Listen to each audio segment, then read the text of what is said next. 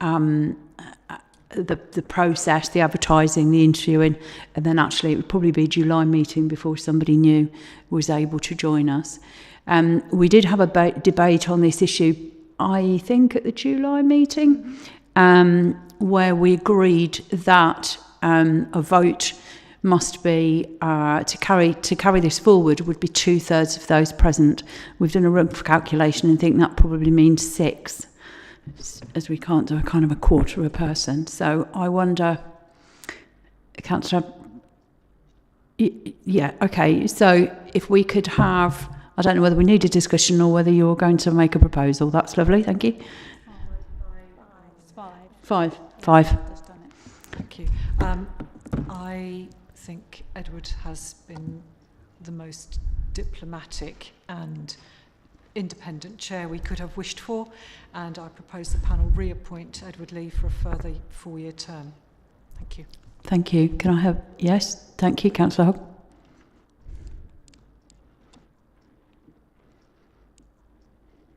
Happy?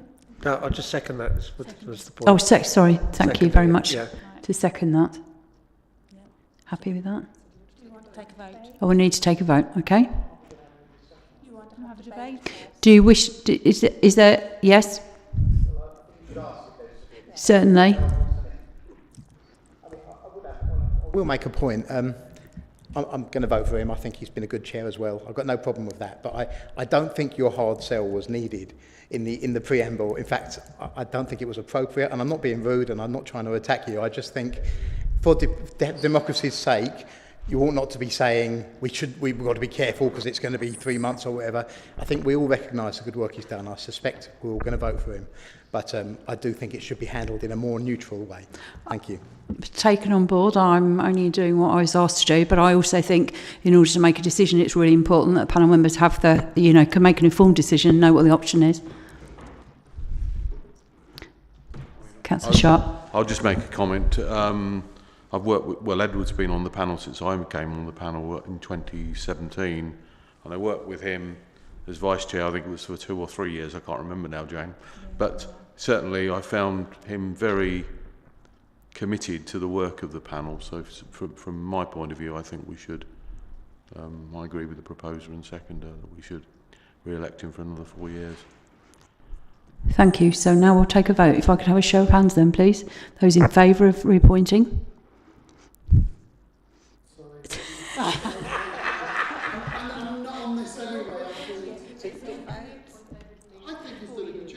Yeah, okay. Unanimous then. Unanimous then.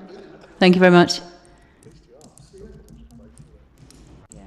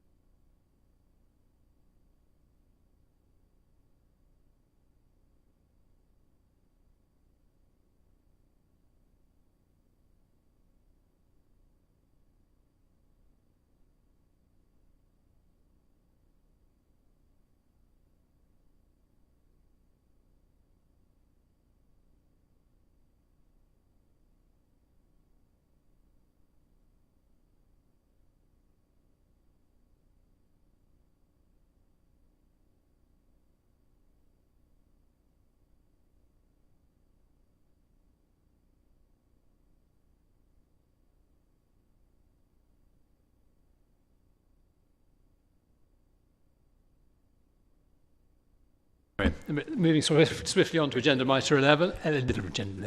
Agenda item 11. So this is the complaints guidance. So you remember we brought this to the previous meeting, and since then Fiona, Jane and myself have done a whole lot more work on it to hopefully make it clearer and cover more eventualities and make it consistent with the law and with sort of best practice. So hopefully we have something which you'll be happy with, but do you have any suggestions, comments, questions? Councillor Bradnam. Thank you, Chair.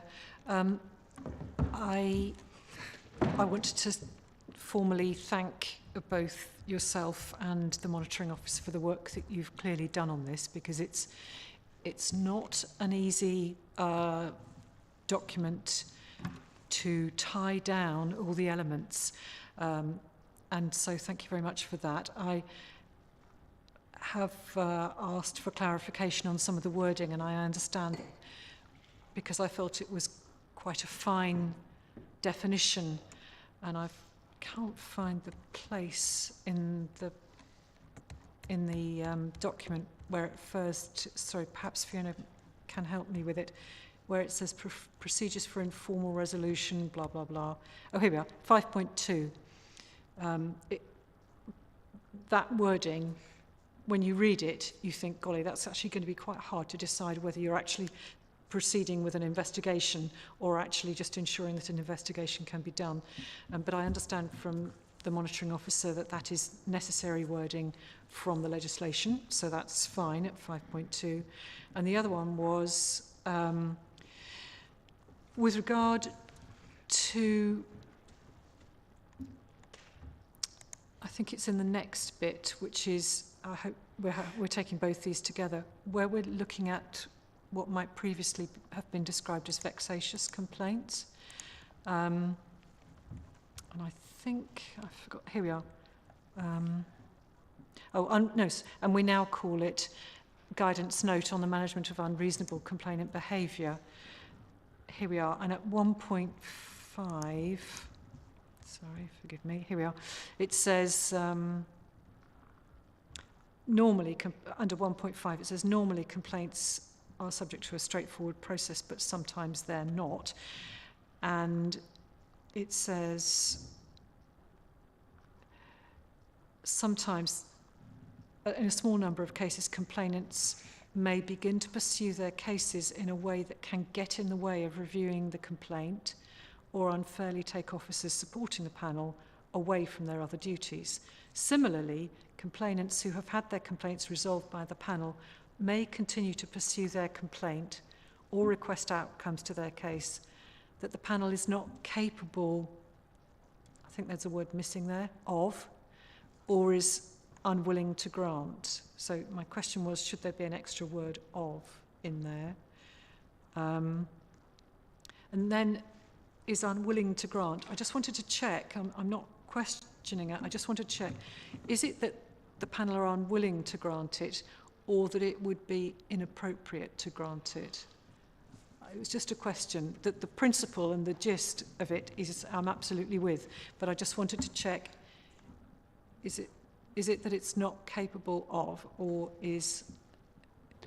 Well, I think the unwilling part of it is that if the panel has already come to a conclusion, then the point here is that the complainant wants a different conclusion, and it's the panel's, the panel is the one that makes that final decision. So I think on that point, that's what the unwilling means. The only reason I'm questioning that wording is because it leaves the panel open, because it means that they have made a decision that they don't want to do something, rather than that it would be inappropriate to grant something.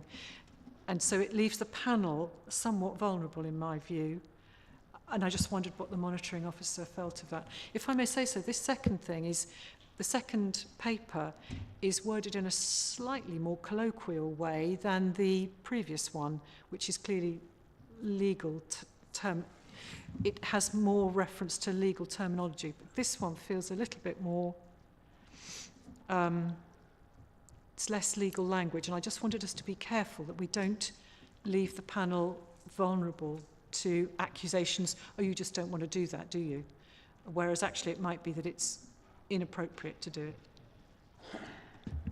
So I'm going to suggest that actually we split 1.5 into two parts, because I think the part that you're already focused on actually is quite a different point to the first part, because the first one is about being vexatious, it's pursuing the complaint in an inappropriate way. The second part is essentially contesting the panel decision. So I think we just need to choose the right wording. And I mean, you suggested inappropriate could be word instead of unwilling. It could also be inconsistent. In other words, we made a decision, and now you're asking us to make a different decision, and that would be inconsistent. So I think the point you're making is that this shouldn't be a matter of we're being willfully obstructive. We have gone through a process, and now you're asking us to change our process or change the outcome of that process. So, I mean,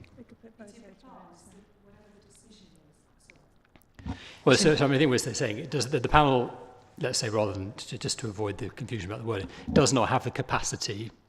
In other words, it doesn't have the power, or it would be inconsistent or inappropriate for the panel. So do you know what? I'm going to let you and Fiona thrash it out between you, because I think you understand what I'm concerned about. I do not want the panel to be vulnerable to the accusation you're taking a decision just because you don't want something, rather than because it's not appropriate. Because I have some experience of difficult complaints to an authority, and I think we need to be very careful that we're not implying that the panel is making decisions just because they want to or not. We need to be clear that the panel is making decisions on the basis of what it has the power to do and what is legally appropriate.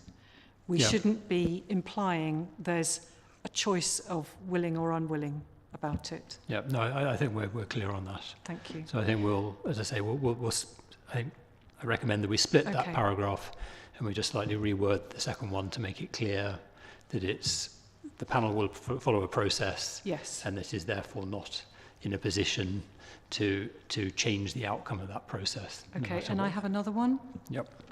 This is just to do with the way the document reads. Again, it's not to do with the intention, it's just the way it reads. So if you think about it, subheading 1 talks about the introduction. Subheading 2 talks about what is meant by unreasonable complainant behaviour.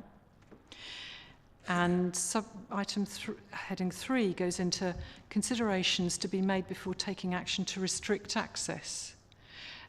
And suddenly we've introduced the concept of restricting access, whereas in the previous 2 sections, it doesn't say these are the things we take into account before we decide to restrict access. I know this says that this is what number 3 is, but in my mind, hang on, what did I said this talks about restricting access, but the previous sections have not indicated that restricting access will be a consequence of unreasonable demands. In other words, suddenly we bring in the concept, which is perfectly reasonable, that you restrict access, but there's something about the way that it flows that makes me think that somewhere previously it should say, if people behave unreasonably, access will be restricted. Then, here's the introduction. Here's how we decide whether people are being unreasonable. And this is what we do before we decide that we're going to restrict access. It's just that there's been no previous reference to restricting access before you get to that point. So it just is a bit peculiar, if you sort of... Yeah, no, I think we can see that. Because the next section is about possible actions, and one of which is restricting access. So I think you're right that actually if we just change that heading to describe what actually is going on in that section, which is really about identifying when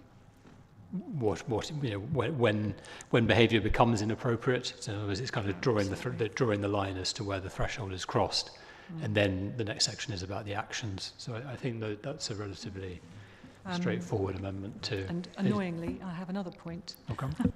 which is on the quick guide, which is on page 129, and this is just a pedantic grammary thing. It talks about, want to know how to be able to submit a complaint, blah, blah, blah. This quick guide explains you have a right to complain. if you have a problem or are unhappy about something that happened to you which involved the Commissioner or the Deputy, it can be sorted out by speaking to the Commissioner's office, full stop, new sentence, but. You don't normally start a sentence with a but. So I would just suggest you take the but out and just go, if they cannot put things right for you, then you can make a complaint. So I would just take out the but. Chair, can I just, in actual fact, in the campaign for Clear English, you can start sentences with but and and. I mean, it's not, you know. Yeah, but it doesn't add anything to it. It just, if you think about it, if you read it, if they cannot put things right for you, then you can make a complaint. So, yeah. Okay. Yep, we'll use however, start a new sentence and put however. Okay, no, all points well made. Thank you.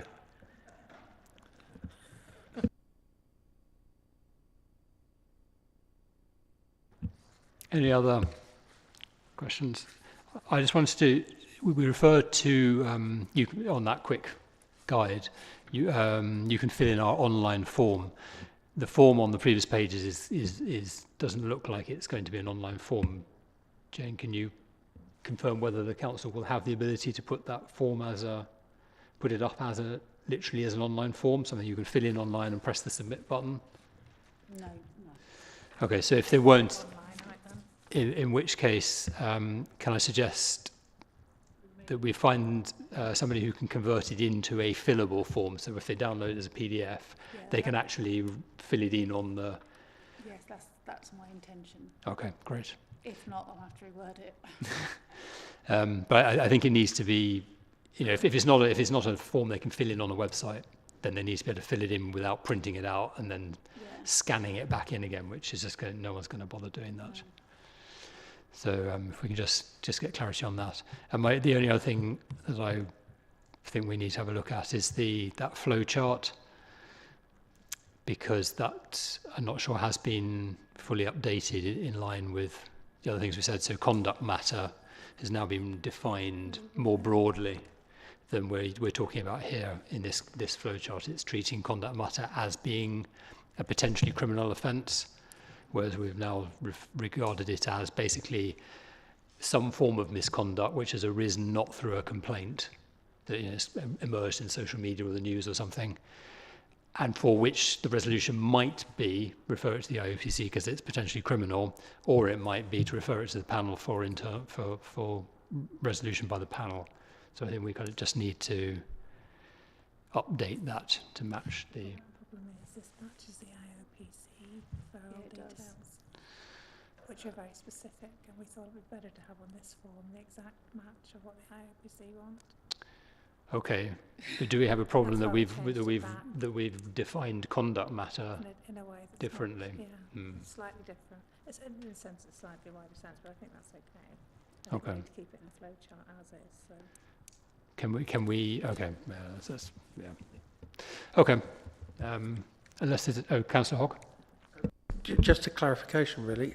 So this form that will presumably be downloadable rather than fillable online, where is that going to be hosted on the Commissioner's website or the Peterborough? It'll be on ours. So we could potentially, I mean, we have forms on the peterborough.gov.uk website where people can fill in forms. So the technology exists. It's just a question of getting IT to... It is, but where we have all our police and crime stuff, it's on the committee's page. So it would be a case of setting up a different page for us. Yeah. But yeah, we do. It's just something that needs to be sorted. I just think it's neater. Of course, yeah. Yeah. And if we need to rat some cages with IT to get that achieved, then that might be the best thing to do, definitely. Without being too horrible about it. Yeah, and then the police can link to us. The Commissioner's page can link back to ours, and vice versa. So actually, on that, Jane, before COVID, possibly even before you had your unfortunate incident with a car, you were working on getting IT to create a web page for us separate to the ModGov one. is that something you'd be able to kind of resurrect? Well, hopefully now with this going on, yes, I can resurrect that, and this will form part of that. So yeah, that's definitely the way to go. So we'll get a separate page, but obviously not on the committee's page, but we'll link it all together. Great. Councillor Bradnam. Thank you. While you're thinking about web pages, given that the commissioners, the page is entitled Cambridgeshire Police and Crime Panel, and whilst I know Peterborough hosts these meetings, actually most people wanting to contact things to do with the police would do so through Cambridgeshire Police. Will there be a link to that page or to it from that to this from that page? Because even though I'm on the panel and I know that the Police and Crime Panel meetings are hosted through Peterborough, people in Cambridgeshire wouldn't necessarily realise that. So they might look for Cambridgeshire Police and Crime Commissioner, mightn't they? So could there be a link somehow that links it to Cambridgeshire, not just Peterborough? You mean from the Commissioner's page? No, for the well, cambridgeshire.gov.uk. yeah, I would have thought from Cambridgeshire somewhere. I'm not sure quite, but you know, or from the Cambridgeshire. It might be from the Cambridgeshire Police page, mightn't it? I don't know. I can. Well, the Commissioner's page will link it to us. I'm not so sure about the constabulary page. No, but when you say us, you mean Peterborough, don't you? Or do Yes. you mean, yes. Yeah. I'm just saying anybody in Cambridgeshire, knowing that the police force is Cambridgeshire and Peterborough Police, might look at Cambridgeshire. I'm just thinking they wouldn't necessarily look at Peterborough, is all I'm saying. So I'm just wondering how we... Anyway, I'll let you think about that. The other one is this flow chart. The arrows only go down through the centre. So there's types of complaint, but the arrows only... It's just a visual thing. The arrows only go down through the central one, which is serious complaints, whereas actually I think what this flow chart is intended to mean is that there are 3 types of complaint, which ought to have a bar and 3 points, and each of those is taken by a different organisation. And so the arrows ought to go down through the aquamarine and then the brown and then the purple lines. I'm just asking, I'm assuming that's how it happens. So, Yeah, so no, you're right. I think if we could just put... The flow chart doesn't really look it like splits 3 ways at the top, and then there's arrows connecting them for the 3 parallel streams. Yeah. I would presume that we have a department in the council that deals with comms that have a kind of without that will be able to put this in a much more kind of modern kind of design-led format, taking this as being the base of what you want to do. Is that? Well, if it goes onto the web page, then I Yeah. presume so. Yeah. Yeah, It's just they'll what I've take this. done. They'll take the wording of this, and they will put it in because there's design issues. style guides and that kind of thing. What you're looking at here is a PDF. So. Yeah. So Yeah. essentially, this is just providing us with the information Yes. to yeah. say, yeah, that looks good, and then Yes. somebody with a design degree probably and Adobe whatever will make it look like the rest of the website. Hopefully, yes. Yeah. Will that not depend on us having our own page? Because at the moment this would just be posted up as a PDF. At the as moment, is. it'll go up as it is. Yes, Yeah. I'll have to inquire as to But how. the idea is to make it look. Sorry. to Yeah, make it look I mean, slightly this is better. just basic. You know, you've done absolutely the hard work here, but it just needs somebody that doesn't particularly need to know what this is all about to make it look, the same as the rest of the website, basically. an action to you to see if there's some design resource available to do that. Does the Police and Crime Commission not have a budget for graphic design? It's a relatively small piece of work, I would imagine. I think it would enhance the credibility of the form if it was laid out by a professional. Not that I'm dismissing what you've done, which is really good, but sorry, Jade. We're jumping in on you here, aren't we? It's wonderful.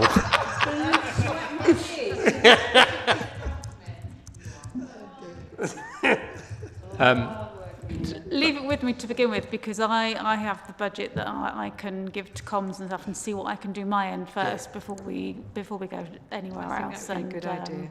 And I'll bring it back there's and see what I can elements to do with readability, you know, the colour contrast and all sorts of other stuff that people who are doing this all the time would be aware of. And you've provided the information which has been important for us. They could do it in minutes, because that's what they do all day. Yeah. No, exactly. You've done the hard bit. That's the point. Okay, so unless there are any other suggestions, then I think the recommendation is that the panel adopt the complaints policy as written, with leave to make minor modifications in consultation between the monitoring officer, support officer and the chair. Agreed. Is everyone happy to endorse that? Thank you. Okay, so now we move on to just the final item, is it now? So meeting dates and agenda items. So there are a number of new dates that Jane has checked with the OPCC, set out for 2023 right through to 2024. Could you please double check those with your own calendars, just to make sure that there's no likely clashes with meetings that particularly things like planning, full council or planning meetings or that sort of thing that's happen frequently enough to be likely to clash. And then Jane can send out those as calendar invitations. Councillor Bradnam.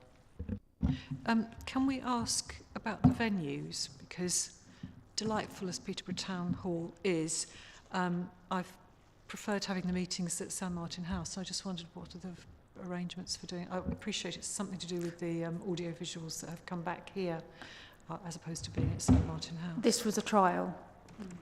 We can go back to San Martin House, but you have to be aware that they are allowed to walk through San Martin House.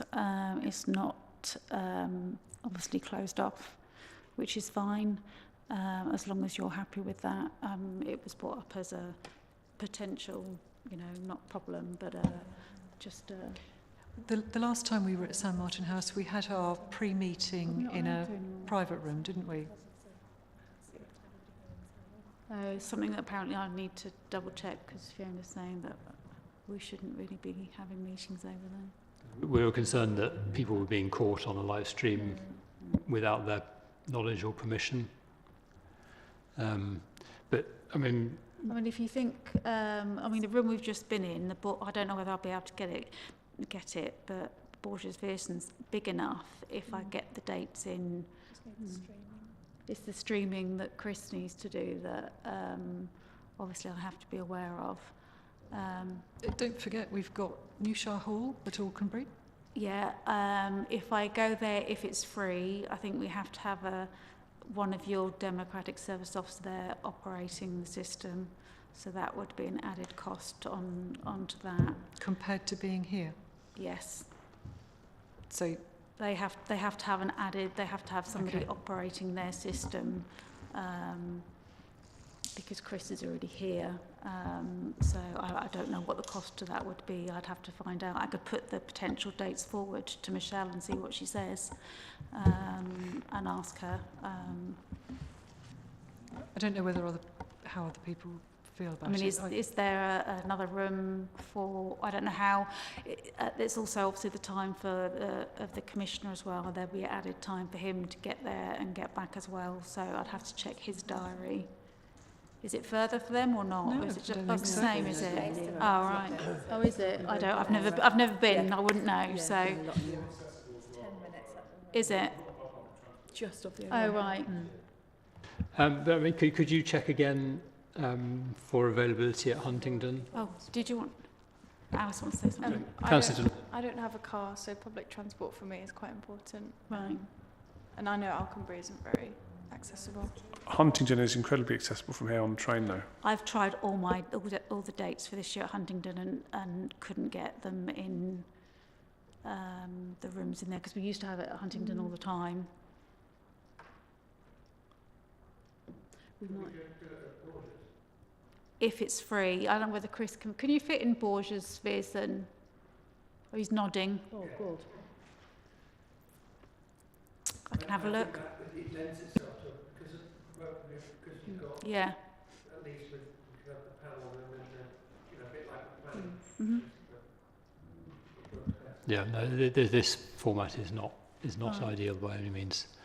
Let me have a look, and I'll make a few inquiries.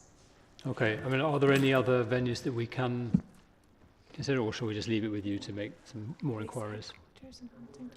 Public. Oh, yeah. Oh, that's not... Yeah, they will have to be vetted before they're allowed in.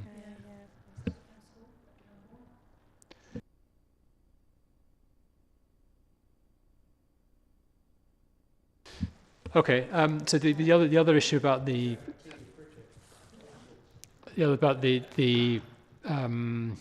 forward plan is what themes we want to cover. Now, February will be the precept. That will be the main thing there. But I've spoken to Jim, who has given me a few different ideas. So do you want me to ping them to you? Yeah, and then please. we can have a discussion and then ping them out? yeah, so if there are any topics that you particularly would like to cover, let Jane know. I think too that clearly we need to look at our road safety, because that comes up a number of times, and we just need to find out when the Vision Zero partnership is going to be kind of at a stage where they can report something useful, and community safety partnerships, kind of how that's working. And I think we probably need to do some work on our side, talking to the council reps on the local CSPs to find out how they're finding it working and trying to see whether it is working in the way the Commissioner hopes. But if there are any other suggestions, please. Chair, the only thing I just had a quick scan through my emails and I saw something from Rob Hill back in 2020 about the CSP, and I've never seen anything since. And it seems like one of these. I mean, okay, I'm only I'm a sub today, but if I wanted minutes of it, updates, I know Steve Allen's on the committee, but should there not be something, a briefing note for councillors? I haven't seen anything. It is, yeah. That they all operate differently. It's not something. It's not a public meeting. There aren't minutes as such that are public minutes that go out. So you'd need to speak to your rep, councillor rep, about that particular meeting. It's you'd need to speak to either Rob Hill for information or your councillor rep. It's not a meeting like this at all. Completely different type of meeting. But I can speak to you afterwards about it.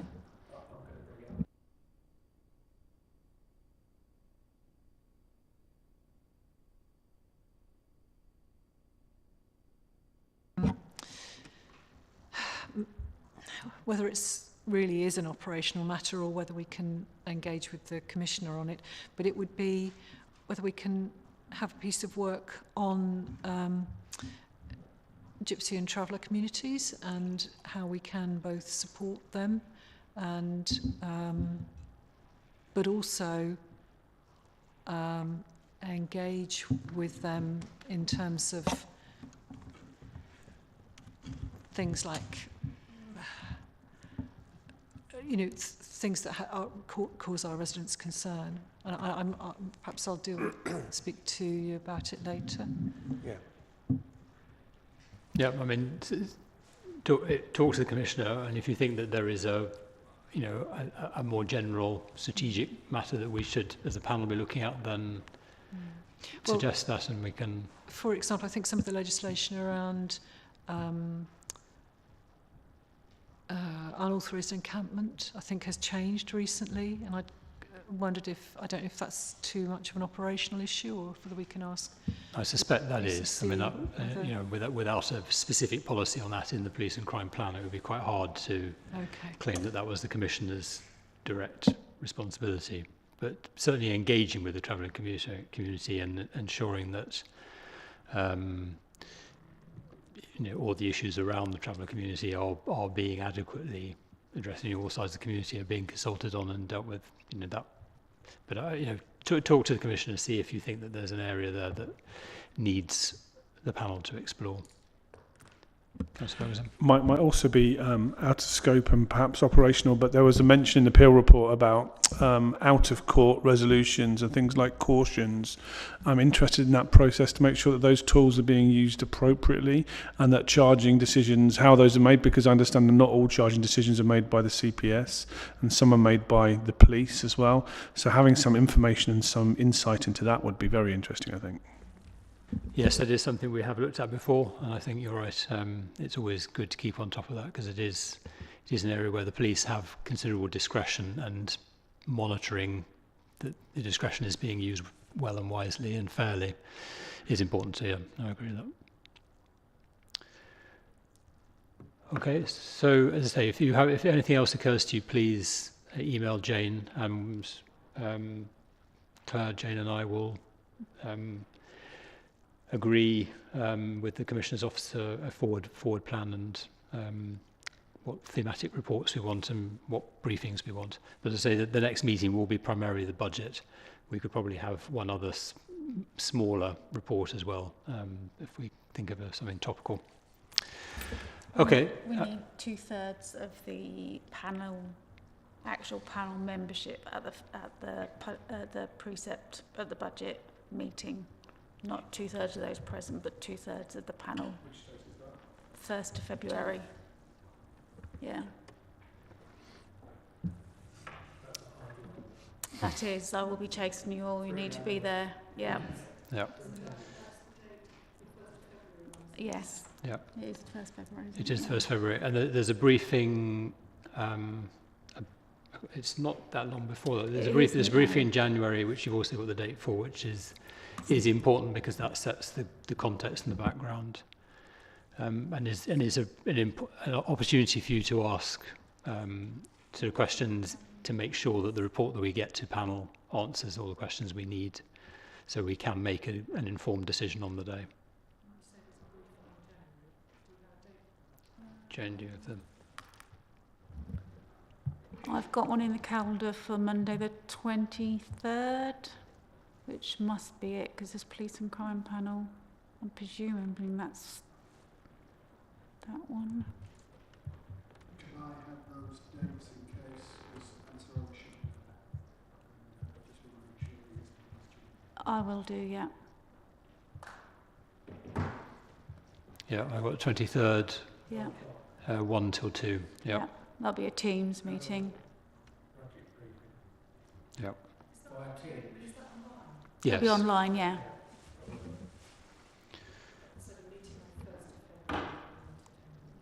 Yeah. So yes, there's a public panel meeting on the 1st of February, and the briefing is 1 till 2 on Monday the 23rd.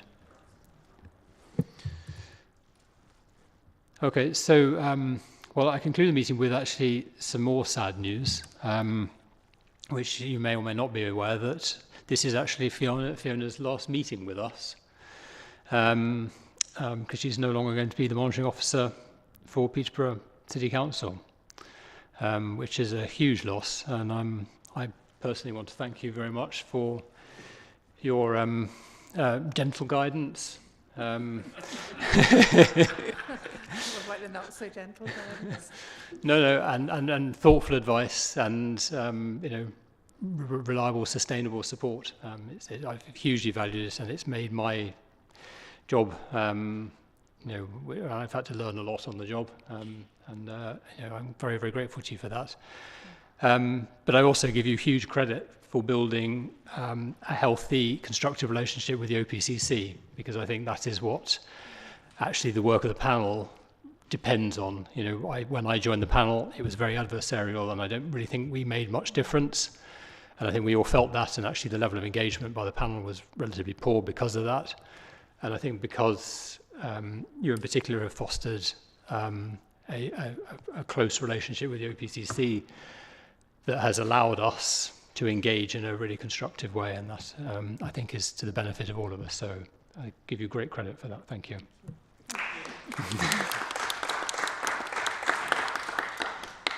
So on behalf of all the panel, and I'm sure individually they'll thank you too, but thank you for all your hard work and patience with us over the last 5 years. With that, I conclude the meeting. Thank you very much for your attendance and contributions.